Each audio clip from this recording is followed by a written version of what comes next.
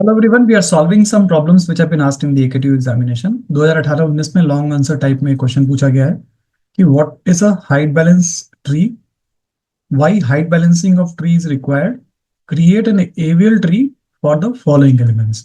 So height balance tree का ये meaning है कि अगर हम एक नोड को कंसिडर करें तो उसके लेफ्ट सब ट्री और राइट सब ट्री की जो हाइट है उसकी उसका जो डिफरेंस है वो एक से ज्यादा ना हो। फॉर एग्जाम्पल अगर हम ये एक ट्री को कंसिडर करें तो अगर आप देखें कि इस नोड की अगर हम बात कर रहे हैं तो पर्टिकुलरली इस नोड की जो हाइट है वो 2 है with respect to its farthest leaf, और इसकी जो डिस्टेंस है वो है 1 with respect to its farthest leaf. तो अगर हम रूट नोड की बात करें तो रूट नोड की लेफ्ट की हाइट और जो राइट की हाइट है उसका जो डिफरेंस है दैट इज इक्वल्स टू 1। मैं नोड के अंदर हाइट का डिफरेंस लिख देता हूं। सिमिलरली अगर हम इस पर्टिकुलर नोड की बात करें तो इसके लेफ्ट सब ट्री में एक लीफ नोड है, इसकी हाइट 0 मानी जाएगी। इसके राइट सब ट्री में ये वाला नोड है और इसकी distance from the farthest leaf is 1, तो इसकी हाइट को हम 1 मान लेते हैं। इस नोड की इस नोड के लिए height of left minus height of right जो है that is equal to 0 minus 1, that is -1। अगर हम इस नोड की बात करें तो ये लीफ नोड है तो इसकी जो हाइट है वो 0 होगी, तो लेफ्ट और राइट दोनों की हाइट 0 मानी जाएगी। जितने भी लीफ नोड्स है उसके लिए यही होगा, तो उसके लेफ्ट और राइट की हाइट जो उसकी 0 मानी जाएगी। बाकी हमारे पास कुछ और नोड्स बचे हैं, जैसे ये वाला नोड है तो इसके लेफ्ट में एक नोड है लेकिन राइट में नोड नहीं है, तो इसके लिए हम एच एल माइनस जो एच आर मानेंगे that will be equals to 1 minus 0, इसका मतलब 1। और इस वाले पर्टिकुलर नोड के लिए भी यही होगा, इसके लेफ्ट की हाइट ज्यादा है और राइट में नोड नहीं है तो इसकी भी हाइट 1 मानी जाएगी। तो जो ट्री हमने कंस्ट्रक्ट किया है इस ट्री में किसी भी नोड के लिए अगर हम height of left minus height of right करें सो ये 0 है या +1 है या -1 है, सो ये एक्सेप्टेबल है। तो ऐसा कोई भी ट्री अगर है जिसमें कि हाइट ऑफ लेफ्ट और हाइट ऑफ राइट के बीच का जो डिफरेंस है वो 0 या 1 है, तो इसका मतलब कि ये ट्री हाइट बैलेंस ट्री हो गया। नाउ दूसरा क्वेश्चन है कि why height balancing of tree is required. इसको समझने के लिए हम बाइनरी सर्च ट्री से इसका एग्जांपल लेते हैं। फॉर एग्जांपल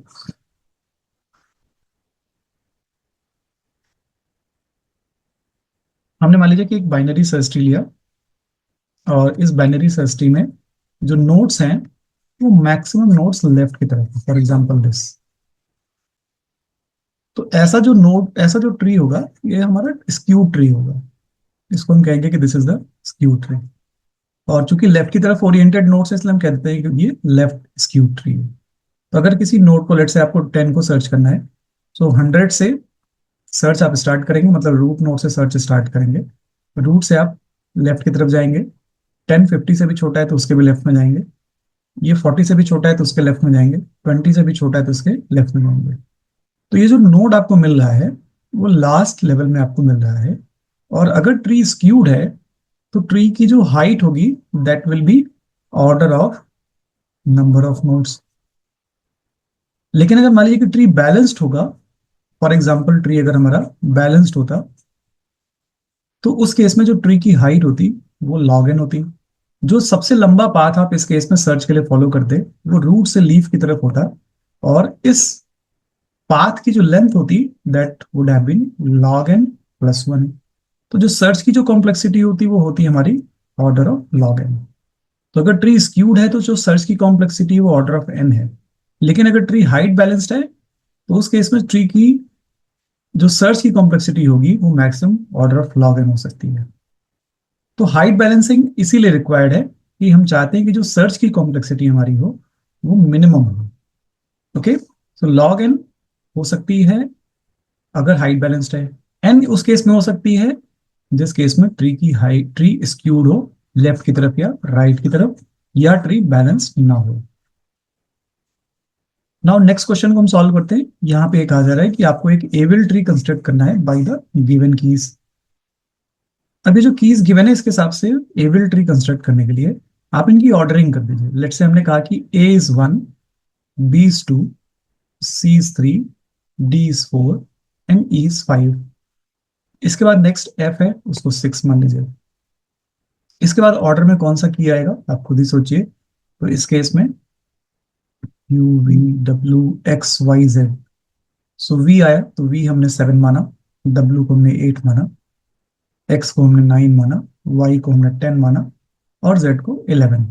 कॉमा लगा देते हैं एंड देन इसके बाद फिर न्यूमेरिकल ऑर्डर के हिसाब से इसको इंसर्ट करते हैं, बाद में इसको अल्फाबेट्स में हम चेंज कर देंगे। तो सबसे पहले हमारे पास जो की आ रहा है वो है 1, 1 से हम रूट नोड बनाते हैं। 11 आया नेक्स्ट की, 11 को 1 के राइट में इंसर्ट कर दिया। अभी हाइट बैलेंसिंग में कोई प्रॉब्लम नहीं है। नेक्स्ट 2 हमारे पास की आया, 2 को इंसर्ट कैसे करेंगे, 1 से बड़ा है और 11 से छोटा है, तो ये 11 के लेफ्ट में आया। जब हम हाइट बैलेंस इसका निकालेंगे या बैलेंस फैक्टर निकालेंगे तो balance factor is equals to height of left sub tree minus height of right sub tree. इस केस में जो बैलेंस फैक्टर नोड 1 का आएगा that will be -2। Node number 11 का जो बैलेंस फैक्टर आएगा that will be equals to 2 minus 1, इसका मतलब 1। और नोड नंबर 2 का बैलेंस फैक्टर आएगा 0।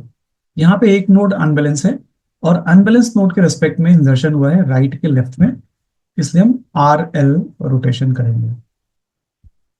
आर एल रोटेशन के लिए एक्स मार्क कर लेते हैं अनबैलेंस नोड को, वाई मार्क कर लेते हैं इसके राइट वाले नोड को, राइट वाले नोड को राइट की तरफ रोटेट करते हैं और इसके बाद जो आउटकम आएगा दैट विल बी 1, इसके राइट में 2 आ जाएगा और इसके राइट में 11 आ जाएगा। नेक्स्ट स्टेप में जो एक्स मार्क नोड था इसको लेफ्ट की तरफ रोटेट करते हैं, इसके करस्पॉन्डिंग जो आउटपुट आएगा दैट विल बी 2, 2 के लेफ्ट में 1 और 1 के राइट में 11। नेक्स्ट जो की हमें इंसर्ट करना है दैट इज 10, 2 के राइट में 10 जाएगा, 11 से छोटा है इसलिए 11 के लेफ्ट में आएगा। बैलेंसिंग अगर हम चेक करें इस केस में तो 2 का बैलेंस फैक्टर -1, 11 का भी बैलेंस फैक्टर -1 और बाकी नोट्स का 0। कोई डिफिकल्टी नहीं है इसमें, ये एक्सेप्टेबल रेंज है। नेक्स्ट की हम इंसर्ट कर रहे हैं 3, 2 से छोटा है, 11 से छोटा है और 10 से भी छोटा है, इसलिए जो 3 की है वो 10 के लेफ्ट में जाएगा। इस केस में अगर हम बैलेंस फैक्टर को चेक करें सो बैलेंस फैक्टर्स डिस्टर्ब हो गए हैं इस इंसर्शन के बाद। Let's count the balance factor. 3 का बैलेंस फैक्टर 0, 10 का बैलेंस फैक्टर +1, 11 का 2 और 2 का -2। दो नोट्स ऐसे हैं जो कि अनबैलेंस है।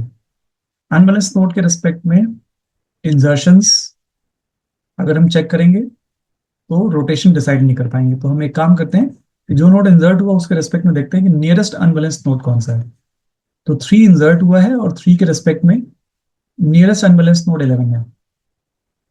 इसके रेस्पेक्ट में जो इंसर्शन हुआ वो लेफ्ट के लेफ्ट में हुआ है, तो इसका मतलब हम एल एल रोटेशन करेंगे। We will perform the L L rotation. L L rotation के लिए अनबैलेंस नोड को राइट की तरफ रोटेट करेंगे।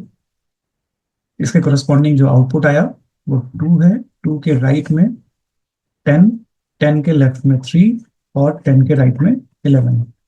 2 के लेफ्ट में जो नोड है that is equals to 1। Next की हम इंसर्ट करें 9, 9 2 के राइट में है और 10 के लेफ्ट में है और 3 से बड़ा है, सो इसलिए ये 3 के राइट में जाएगा।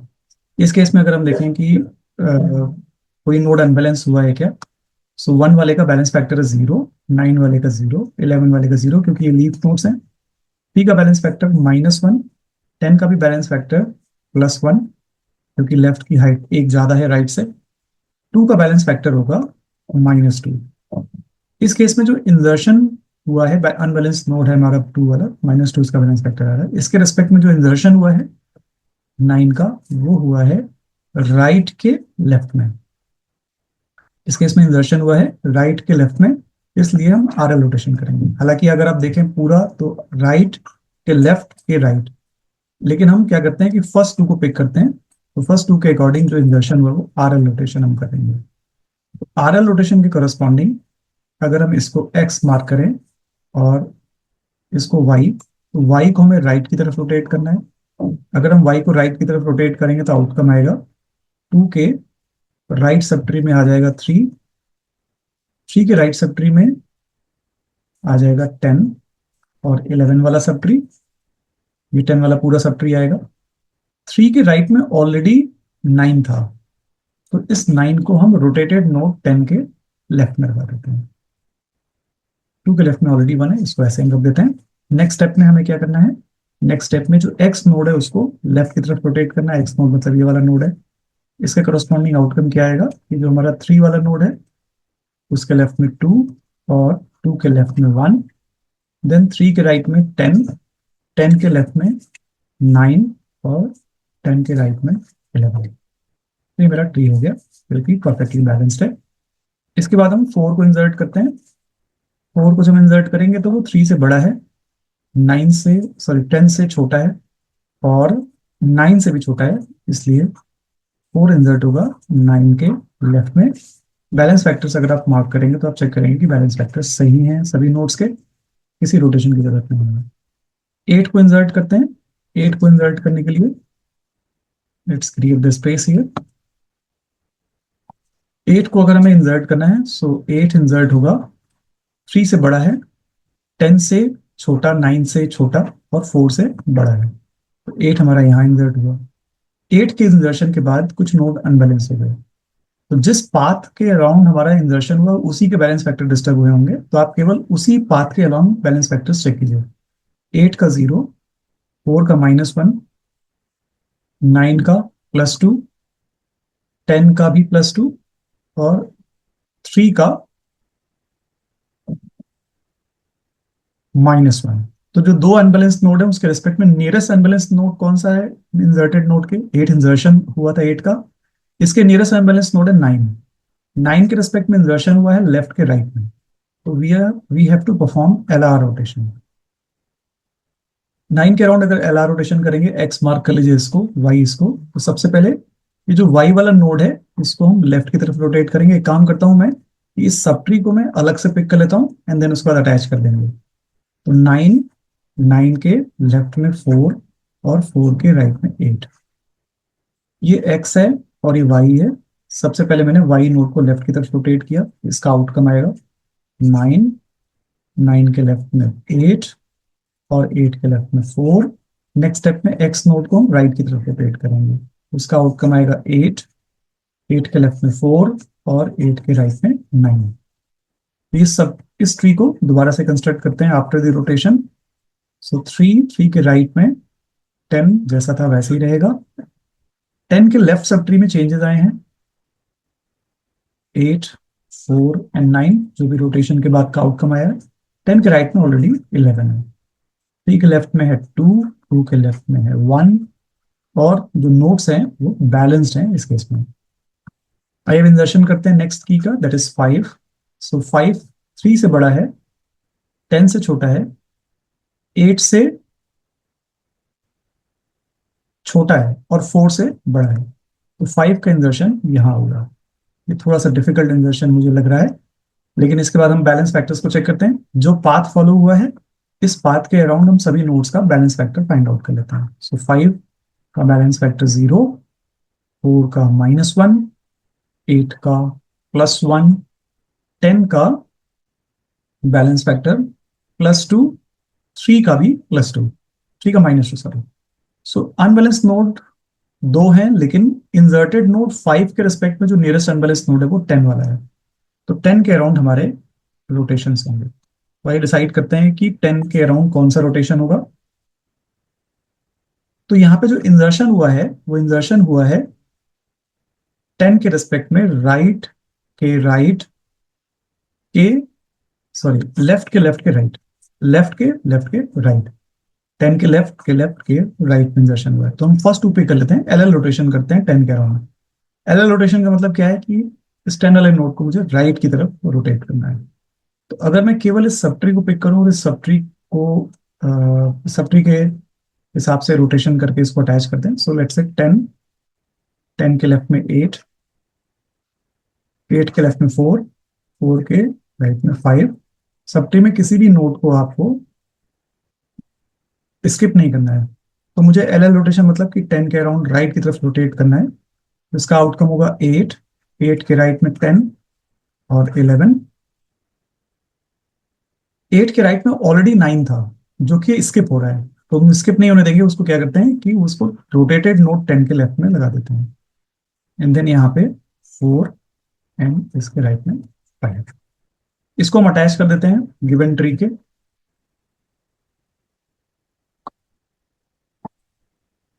तो गिवन ट्री के हिसाब से 3 मेरा इधर है और 3 के राइट वाले सब ट्री को हम अपडेट कर रहे हैं। सो this is 8, this is 4, this is 5, 8 के राइट में 10, 10 के लेफ्ट में 9 और 10 के राइट में 11। बाकी यहाँ पे 2 और यहाँ पे 1, बैलेंस फैक्टर सही है। नेक्स्ट टू कीज जिसको मुझे इंसर्ट करना है दे आर 7 एंड देन 6। तो पहले 7 को इंसर्ट करते हैं। जब हम 7 को इंसर्ट करेंगे तो 7 कहाँ इंसर्ट होगा? 3 से बड़ा है, 8 से छोटा है, 4 से बड़ा है और 5 से भी बड़ा है। तो 7 हमारा यहाँ इंसर्ट होगा। 7 के इंसर्शन के बाद कई नोड्स हैं जिनके बैलेंस फैक्टर चेंज हो सकते हैं, लेकिन हम उसी पाथ को फॉलो करेंगे जिस पाथ के अलाउंग हमारा इंसर्शन हुआ है। तो 7 का बैलेंस फैक्टर 0, 5 का -1 और 2 का -2। 8 का जो बैलेंस फैक्टर है वो होगा +1 और 3 का भी बैलेंस फैक्टर जो है वो -2 होगा। तो दो नोड अनबैलेंस है, लेकिन नियरेस्ट अनबैलेंस नोड 7 के है वो 4 वाला है। इसके अराउंड जो इंसर्शन हुआ है वो राइट के राइट में हुआ है। तो हम आर आर रोटेशन करेंगे। आर आर रोटेशन का मतलब कि इस नोड को लेफ्ट की तरफ रोटेट कर देंगे। सो 3 के राइट सब ट्री में अपडेशन हो रहा है, 8 ऐसा ही है और यहाँ पे 5, 4 और 5 के राइट में 7, 8 के राइट में 10, यहाँ 9 और यहाँ 11, 2 एंड यहाँ पे 1। ओके, अब इसके बाद 7 का इंसर्शन हो चुका है, मुझे 6 का इंसर्शन करना है। तो 6 का इंसर्शन देखते हैं कहाँ पे होगा। 6 का इंसर्शन 3 के रिस्पेक्ट में राइट 8 से छोटा है, 5 से बड़ा है। देखिए 6 3 से बड़ा राइट में गए, 8 से छोटा लेफ्ट में गए, 5 5 के राइट में जाएंगे क्योंकि इससे बड़ा है, और 7 से छोटा है इसलिए इसके लेफ्ट में आएंगे। तो इंसर्शन 6 का यहाँ पे होगा। वंस अगेन ये थोड़ा डिफिकल्ट पार्ट है, देखते हैं इसको। बैलेंस फैक्टर जिस पाथ के अराउंड हमारा इंसर्शन हुआ है केवल उसी पाथ में बैलेंस फैक्टर चेक करते हैं।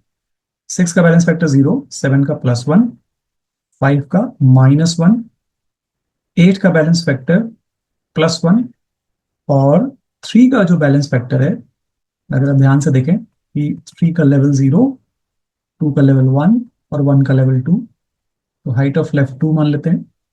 और राइट में देखें तो 8 का लेवल 1, 5 और 10 का लेवल 2, 4 7 9 11 का लेवल 3 और 6 का लेवल है 4।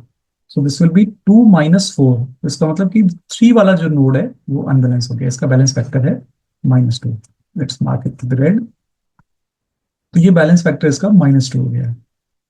इसके कोरस्पॉन्डिंग इंसर्शन कहाँ हुआ है? इसके कोरस्पॉन्डिंग इंसर्शन हुआ है इसके राइट के लेफ्ट के राइट के लेफ्ट में, राइट के लेफ्ट के राइट के लेफ्ट में। तो लास्ट 2 को छोड़ दीजिए और आरएल रोटेशन हम परफॉर्म करेंगे फर्स्ट 2 के हिसाब से।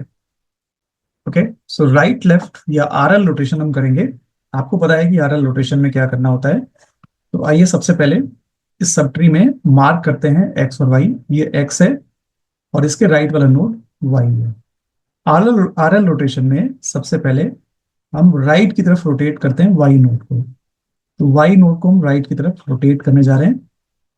जब ये रोटेट करेंगे सो ये 3, 3 के राइट में 5 और 5 के राइट में आ जाएगा 8 वाला नोड। सब ट्री भी हम मार्क कर देंगे, लेकिन आप देखिए कि 5 के राइट में ऑलरेडी 7 था, लेकिन अब आ गया 8। तो रोटेटेड नोड के लेफ्ट में आ जाएगा ये 7 वाला। तो यहाँ पे 7 और यहाँ पे 6। बाकी नोड्स को आप ऐसे ही मार्क कर दीजिए।